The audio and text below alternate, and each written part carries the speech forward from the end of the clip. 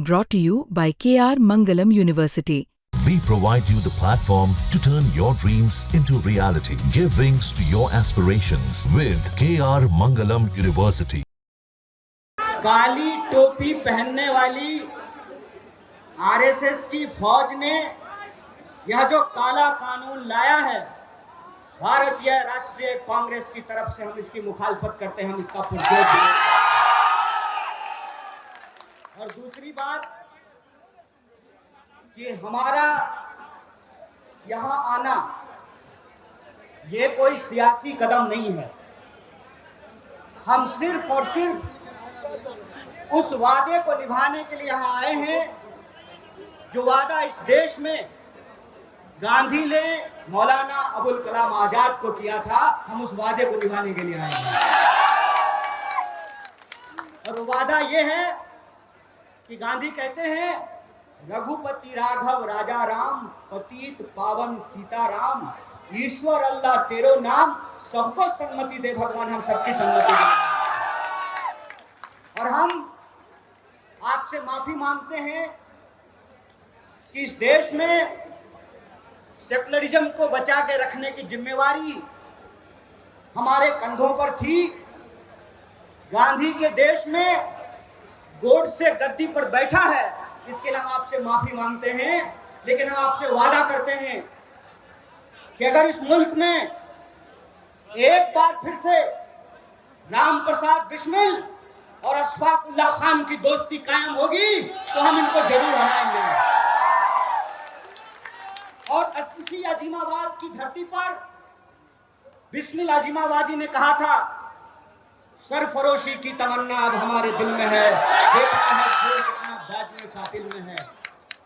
चाहे इसकी जो भी कीमत चुकानी पड़े, खुले मंच से पूरे देश की आवाम को कांग्रेस पार्टी की तरफ से मोहब्बत का ये पैगाम है कि सियासत में जितनी भी शिकस्त मिले मंजूर है, लेकिन सत्य के साथ समझौता नहीं करेंगे, इस देश के संविधान के साथ समझौता नहीं करेंगे।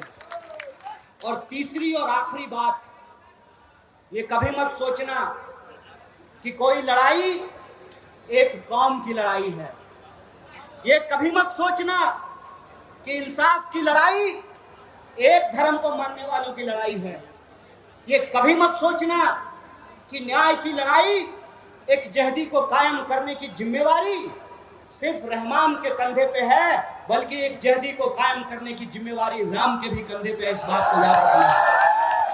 इसीलिए वक्त के खिलाफ यह जो साजिश रची गई है, उस संबंध में आप एक बात जान लीजिए, आज तुम्हारी बारी है, कल बारी हमारी है। और मैं एक बात बोल करके अपनी बात को खत्म करूंगा। मैं आपको याद दिलाना चाहता हूं, जब 370 हटाया जा रहा था, तब हमारे व्हाट्सएप पे मैसेज आता था, शाबाश मोदी जी, अब तो हम डल लेक के सामने जमीन खरीदेंगे। मेरे टोले मोहल्ले के लोगों, बताओ कितनी जमीन तुमने डल लेक के सामने खरीदी है, बता दो जरा हमको।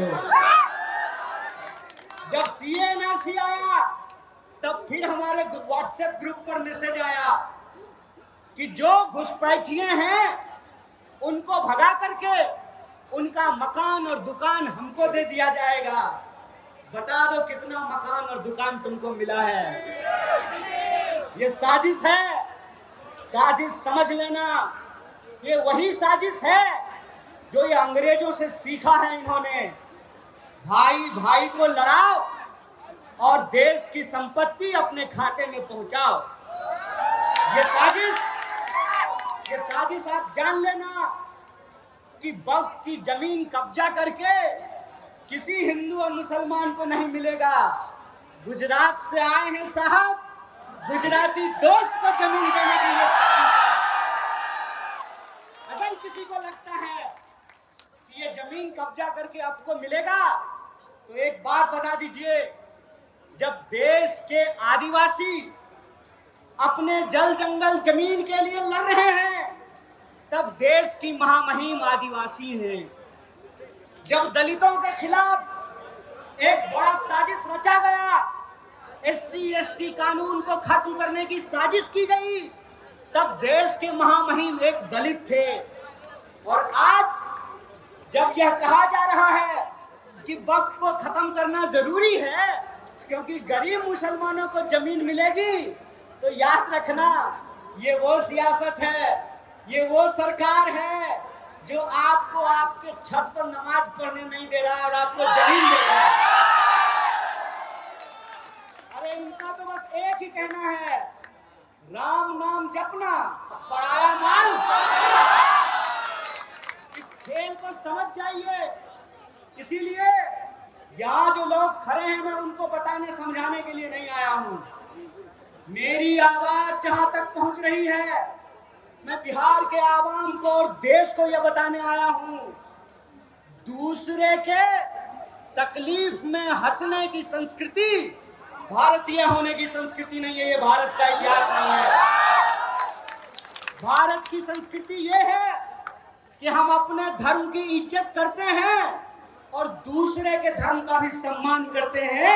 ये भारतीय होने का मतलब होता है। भारतीय होने का मतलब ये होता है कि हम अपने घर में सुख चैन से रहें, तुम अपने घर में सुख चैन से रहो। जो दूसरे के इबादत खानों पर, दूसरे की जगहों पर झंडा गाड़ते हैं, उनके पास ईमान नहीं बेईमानी है। इस बात को याद रखिएगा। इसीलिए जब आज RSS कह रही है कि संविधान से, प्रस्तावना से समाजवाद और धर्मनिरपेक्षता निकाली जाएगी, इसका मतलब यह है कि आज एक शब्द निकाला जा रहा है, कल को पूरी किताब बदली जाएगी। इसीलिए यह देश के नागरिकों, चाहे आप हिंदू हो या मुसलमान, चाहे आप दलित हो या ब्राह्मण, चाहे आप अगरा हो या पिछड़ा, चाहे आप टोपी लगाने वाले हो या तिलक लगाने वाले हो, याद रखना ये ऊंच नीच को मानने वाले लोग हैं।